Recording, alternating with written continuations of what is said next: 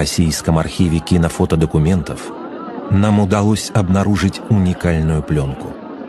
Это единственный звуковой фрагмент обращения, записанный на митинге в Орджоникидзе 13 августа 1942 года.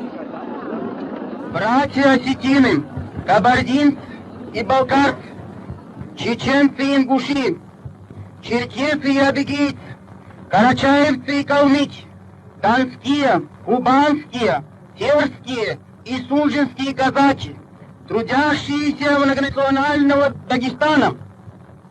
Смертельная угроза нависла над нашей Родиной, Советским Союзом, над нашим Кавказом, жемчужиной советской страны.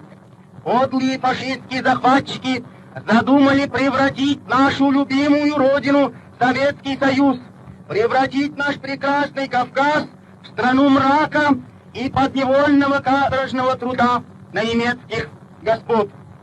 Братья кавказцы, можем ли мы допустить такой позор?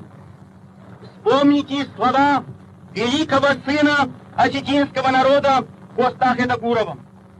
Лучше умереть народом свободным, чем кровавым потом рабами деспоту служить.